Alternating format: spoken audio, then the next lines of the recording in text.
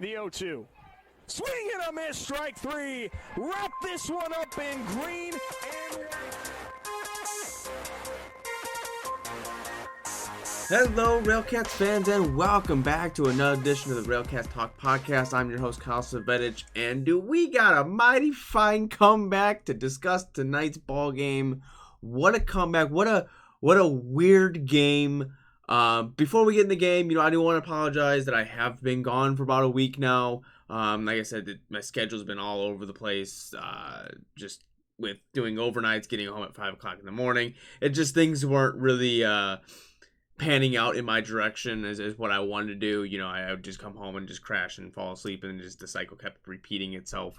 But I should be getting back to somewhat of a normal-ish schedule to where I can be putting out podcasts more, because this is the time to be doing it. I mean, we're basically in the last month of the American Association Baseball. I know it's been a crazy season nonetheless, and right now, Cleveland, I think, is still playing. So if they lose tonight, I think they're losing 9-5 to Kane County. If they do lose tonight, then the RailCats are back in a playoff spot. They're still battling. That it's just crazy to think that spot just keeps going back and forth between the two teams in that case. But like I said, it's getting prime real estate to where, they're making a playoff push. And tonight is one of those games where, you're going to face the Chicago Dogs and you're at Impact Field and you're going, okay, well, they've won two previous games before last night's win at Impact Field. That's where all the wins against the Chicago Dogs have came from. So, you're maybe looking at benefit that way, but the last time you faced the Dogs, just got manhandled.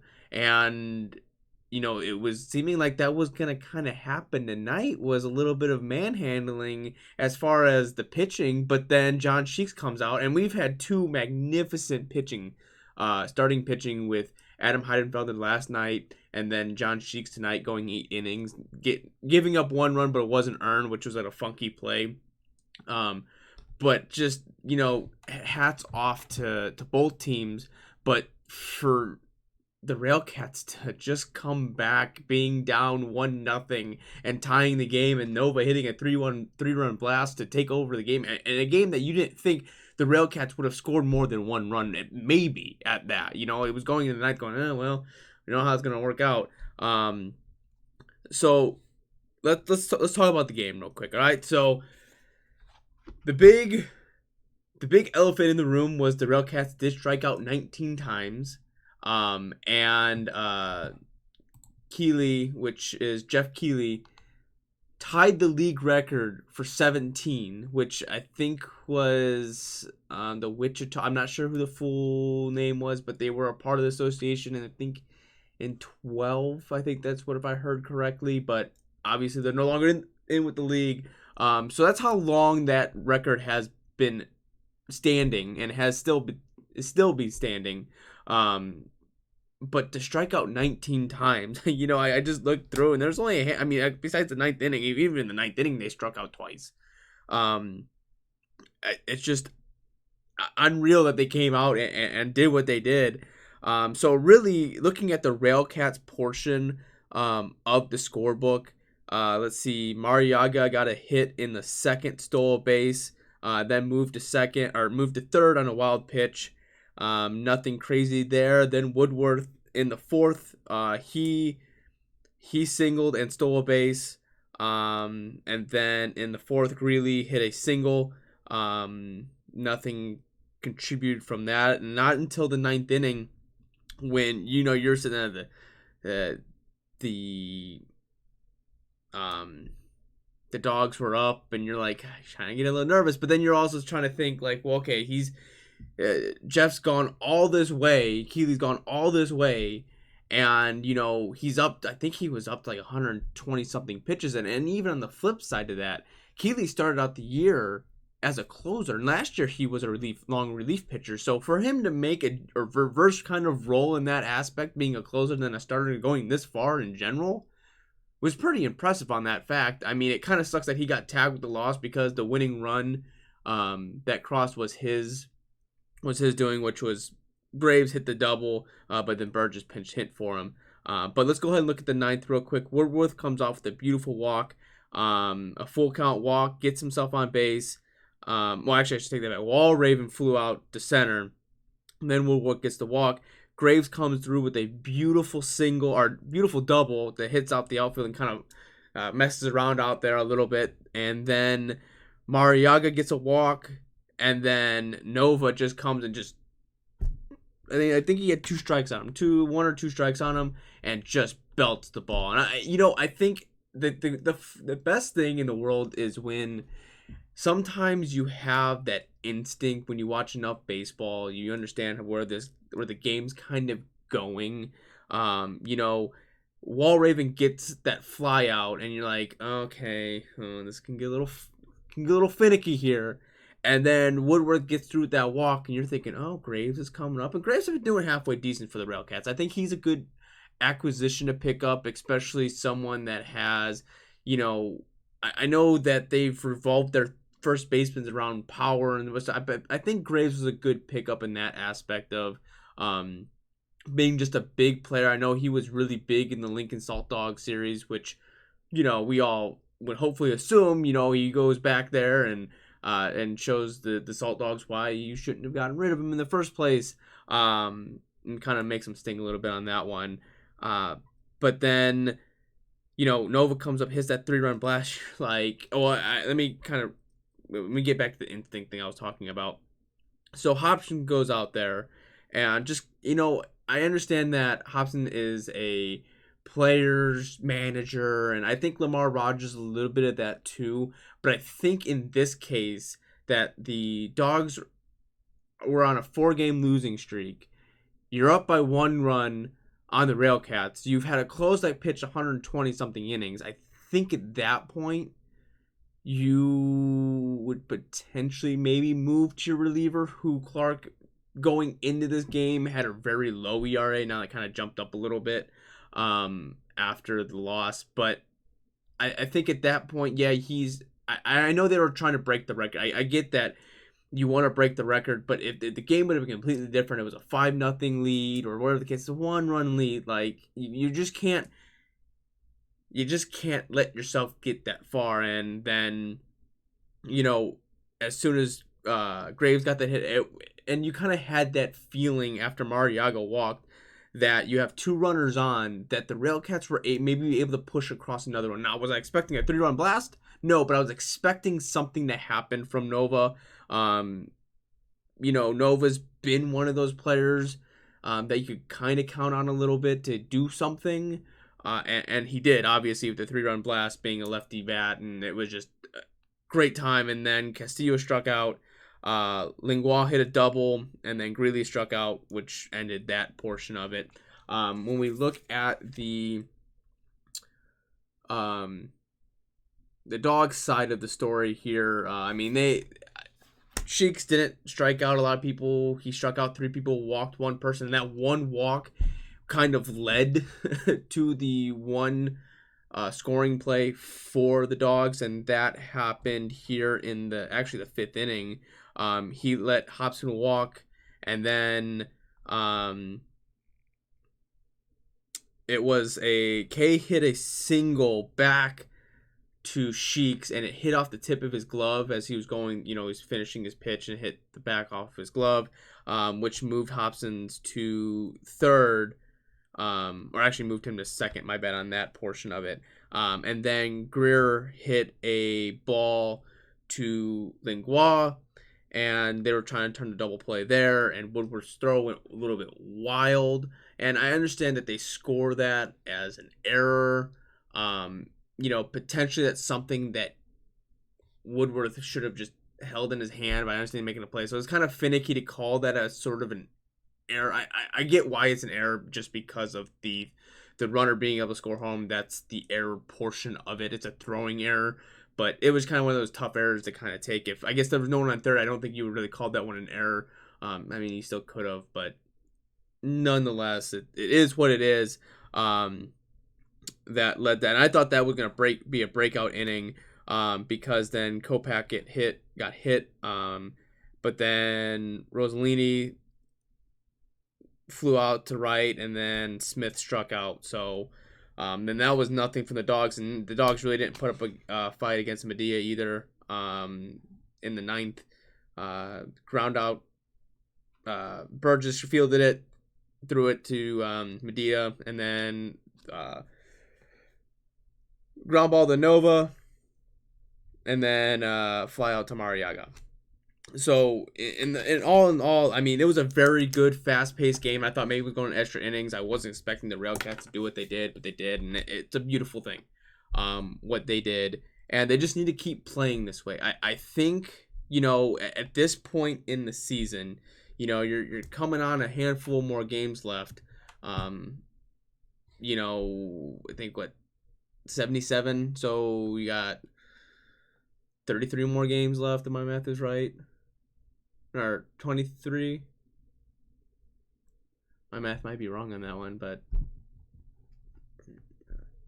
yeah, it should be 23, not 33. It should be somewhere around there. My math's probably wrong. It is what it is. Besides the point, I'm not a mathematician, okay? I work in retail, so, I'm not, obviously, it's ironic to say that because I'm not that good deal with numbers, but I mean, this is the time to get hot. I think, if you were to tell me at this point, if the RailCats were to make it in, right, and the Dogs decided, you know what, we'll take the RailCats, I would have been like, yeah, this might not be good. But if the RailCats can stay hot, and if they can get over Cleburne and, stay consistent, I think that's if the RailCats can stay consistent, if they can win two games, lose a game, win 3, lose a game, they'll make the playoffs. Maybe outside of Milwaukee, I mean, King County does scare me a little bit, but I think ultimately, I think Chicago would ultimately take the RailCats or Cleburne, because I think that's just a favorable matchup for them. But I think at this point, the Dogs may be deciding, maybe not. I don't know. We'll just, that's something, but I know this is a little sample size, but if the RailCats can stay hot, this is the things that they can do. They have shut down pitching from the starters. They have shut down pitching from the starters. Yeah, the bats may not pick up until later, but they pick up later. Like, from 7th inning on, I know there was a stretch where 7th inning on, they weren't scoring anything, and they were just doing all before that. But most of the time, the RailCats are more productive in the later innings than they are at the beginning of the innings. And they start to catch fire as the game goes on, as they get starters out, once they get relievers in. I just think it's one of those that if the RailCats can withstand the storm that the Dogs can push at them, and they can compete with them, they have a chance of winning any game possible. So that's the beautiful thing about baseball sometimes, is the Dogs only struck out 3 times and they lose the game 4-1. That's just unreal. That's why the game of baseball is so interesting to me. And I guess that's why I also like hockey as well, because the games can be so unpredictable, right? And you could be having the best night of your life, but the person across the field from you is having even a better night. This is just one of those that the RailCats came through when they needed to. It's the same thing in hockey. The team could shoot puck 50 times on net and give up 1 goal. On the other side, the other team shoots 23 and 5 go in the back of the net. It's just that, I guess, the unpredictability of baseball and how humbling the game is, the sport is what I think draws a lot of people. It should draw a lot of people that like to think or like to be entertained by little nuances that the game can bring. Yeah, it's the most frustrating thing in the world, when you hit the ball really hard and you line out to someone. The most frustrating thing, you make a beautiful pitch and the guy just fouls it off, or he finds a little bloop single. It's frustrating, yeah, don't get me wrong. Baseball is a very frustrating sport, but it's so entertaining to watch, as the aspect of there's no clock. You have 27 outs to make something happen. And if you score 20 runs in the first inning, you score 20 runs in the first inning. I guess it's one of those things that anything can possibly happen in baseball. You could be down 50-0 and end up winning 51-50. Not saying that's going to happen, because that would take forever for a ball game, but it's just a beautiful thing when you really sit there and you look at it, how well this game was executed, how crazy. This is one of those ones you go, you're talking with your fellow coworkers around the the water cooler, and you're talking about, this Keeley guy, he struck out 17, but they still lost the game. You're like, how is that possible? Like, it's just crazy how you think, like, how baseball can be like that, because you have, John Sheaks may not be a huge strikeout guy, but he knows where to put the ball, and the batters that's why you have fielders. If it was just nothing but pitchers, right? Pitchers and batters, you wouldn't need, you don't need anyone in the outfield. You don't need anyone in the field, because it's just pitching. Like, pitching does it ever, But sometimes you have to be able to rely on your pitcher, and sometimes, or rely on your defenses. When the pitchers that are able to rely on their defenses more typically last a little bit longer in games, just because they're not throwing so many pitches. If they can throw 5 pitches and get 3 outs versus throwing 9 pitches to get 3 outs, that adds up in the end. So I think it's just maybe one of those that I think the RailCats, I think they're used to striking out. There's some plays, some strikeouts that I'm just like, come on.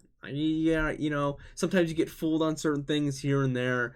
It is what it is. But I think for the Dogs, I think they got more frustrated than anything, because they were hitting the ball, but they were hitting it to people. And the RailCats made, besides the one error that happened, they played solid defense. So you just have to give it to them on that aspect of it. So let's go ahead and look at the RailCats pitching line here. John Sheaks went 8 innings, gave up 3 hits, 1 run, which wasn't earned, 1 walk, 3 strikeouts. Which brought, now his ERA is at 4.21. Medina, he came in to close the game out. He gets the save. No one hit against him. No one walked or struck out against him. His ERA is at 3.46. I said that, I think at this point, I think you're starting to find who your relief pitchers kind of are. Media's done a very good job, I think. It's so hard to look at relievers and say, their ERA is 16, but, they had just really one bad inning. That the relievers are so, that's why I don't like really looking at ERAs as far as,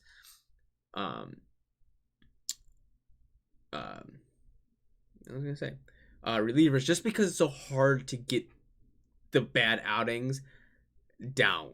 You know what I'm saying? It's hard to get those earned runs against down, because even if you give up 2 runs and your ERA skyrockets, even if you pitch 1.5 innings, or whatever the case may be. So I don't really, relievers, that doesn't really bother me too much. Keeley gets the loss, which was a crazy thing. If you sat there and you say, hey, who lost this game, right? If you just went off of, if you threw out the hits, or if you threw away the runs, right? You don't say anything about the runs, and you just look at the walks and the strikeouts and the hits. Realistically, you're just say, okay, well, Keeley gave up 4 hits, but he struck out 17. And then Sheaks gave up 3 hits, struck out 3, and gave up 1 walk. You're like, you're probably going to go more Keeley's way. And then when you open it up and realize, oh, shoot, they actually lost. I think it was a heck of a pitching performance by both players. So let's just put it that way. How well those two were able to battle to the 8th inning. And I think it was good on the Mar Rogers aspect of it, not to learn from Coach Hopkins on the other side of it, where he left his starter in there a little bit too long. And so I think it was a good aspect. I think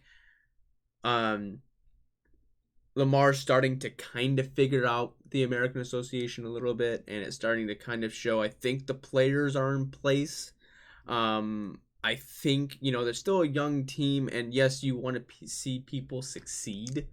But I think if he can keep majority of these players for next year, especially the pitching staff, I think they'll be a pretty good ball club going forward, and still making playoff contention on that aspect of things. So yeah, let's just, we get through the game. It was, great game, great overall game. I can't rave enough about the game. So yeah, funny story. Normally I wear my RailCats hat. I have to say goodbye to the RailCats hat. As we tried this new thing where we decided to leave the dogs out, and I have the door shut right now, but I had my ball cap up on the chair that's sitting right here to my right, your left.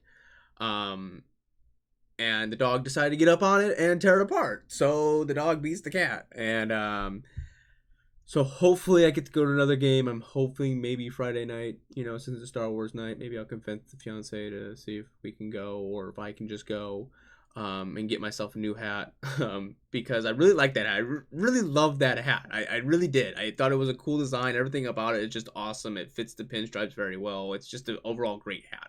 So I was kind of sad, and I really like the G with the ball and the claw print going on the other side of it. So I'll be back to another game to get it. Just a matter of with the wedding stuff. That's planning the wedding, doing this, doing that. It's right now. It's been very complicated to getting a lot of things out on that aspect of it. But like I said, at least I got a podcast out today. I'll probably get a podcast out tomorrow, Friday. Probably be Friday because I do have to work early in the morning on Friday morning. So it'll probably be one of those that I record the podcast, and then when I get home, I will edit it and put it out. I know it may kind of push people's schedules a little bit when they get to listen to it and when the next game kind of rolls around. So you kind of get a little backfireman on that, but that's just kind of how the cookie crumbles a little bit on that one. I don't want to ruin my actual physical job versus my hobby, so it's just gonna want to be one of those things.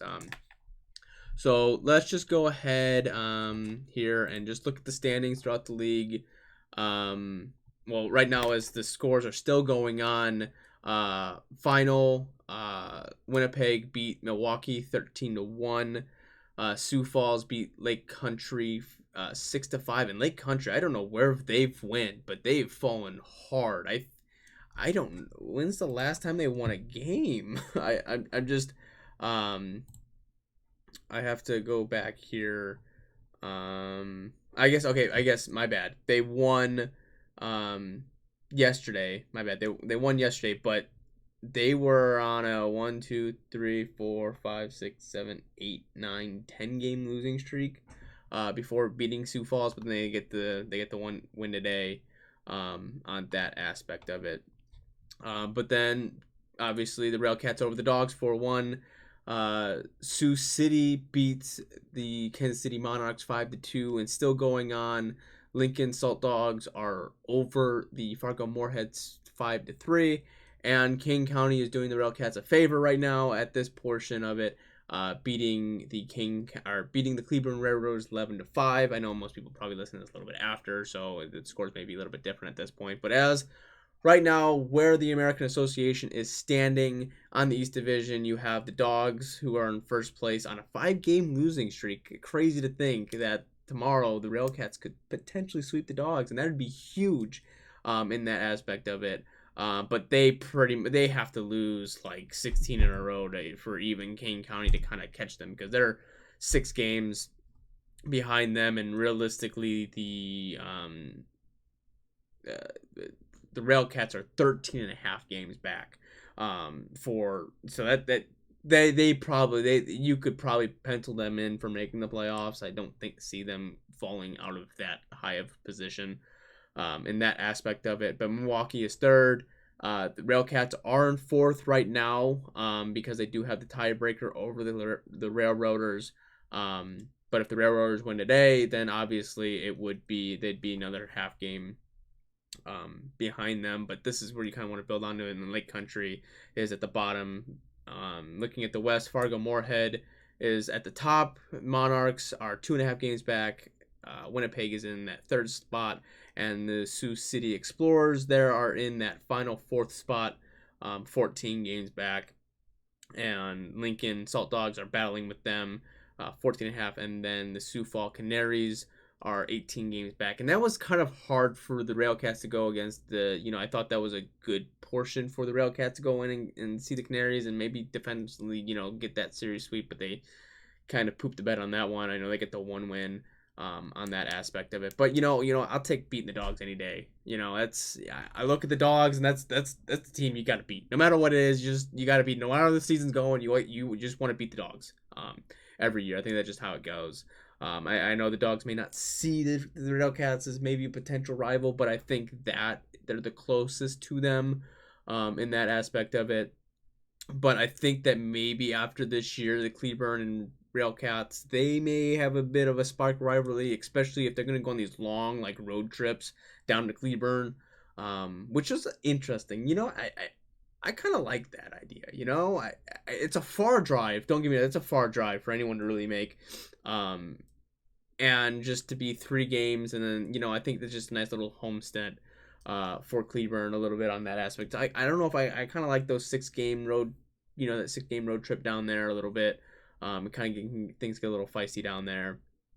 But yeah, overall, that's where we kind of want to be. I'm excited for the rest of the season. We're hunkering down. It's crunch time. It's getting there. Let's go ahead. I guess I really haven't gone over stats lately for the RailCats in a hot minute. Just kind of looking. It's not what I wanted. Let's look at here. Stats. Just rounding out the top 3, Nova, Woodworth, Mariaga are on top with the batting averages. Nova is the only one that has a 305 batting average. Everyone else is below that number on that aspect of it. Looking at pitching here. ERA, top ERAs. Via Vista, a reliever. We're just kind of looking at a starter here. Is going to actually be Sheaks, who has the most strikeouts here.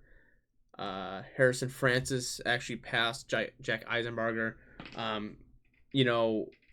But Jack Eisenberger, it's impressive for him. He's only pitched 52 innings, and he has 75 strikeouts. He's been a workhorse for the RailCats. I mean, realistically, Harrison, Eisenberger, Heidenfelder, and Sheaks, I guess you could probably put Irwin in there, all kind of been the workforce, workaholics for the RailCats a little bit. I know Nick Garcia's had his ups and downs a little bit. Josh Vincent at the beginning of the year was the workhorse. He's having his, bits and ups and downs. Aaron Phillips, one of those, he has, more games played, but not as many innings pitched on that aspect of it. I think Heidenfelder's at 77, Sheaks at 77, Heidenfelder's at 77.2, Sheaks at 77, Harrison Francis at 74, which I think he's going tomorrow, so that whole number will hopefully, potentially, I think he had a rough couple outings here recently, Sioux Falls and Cleburne really wasn't his best stuff. Hopefully he can make it past the 5th inning on that aspect of it again, kind of get back to where he was at. But, that happens. People go through their ups and downs. Everyone has their ups and downs. But, yeah, that's going to go ahead and wrap it up for me. If you enjoyed the podcast, please leave a like, comment, and subscribe. Be sure to follow me on Facebook and Twitter at RailCats Talk Podcast. Share with your friends if they're entertained with this. If they want to, this kind of stuff, share it with them. Comments, I will try to get to every comment that is put across all my platforms on Twitter, on any social media, YouTube, that kind of stuff. I will try my best to get to it. If I don't get to it, I apologize. And if I stop responding after a while, maybe that's just because, that things get kind of confronted in, and, I do work a full-time job. So sometimes that just happens where I do end up missing things here or there. So I do apologize. Right now, for future reference, if I do miss something, it's not that I'm ignoring you, because I take everyone's consideration or everyone's comment seriously, and it makes the podcast better. It makes me a better person at looking at the aspect of what other people may see and what I may have missed. So yeah, that's gonna, like I said, is gonna wrap it up for me. I'm your host, Kyle Svedich. Enjoy the rest of your day, rest of your evening, whenever you listen to this, and go Cats.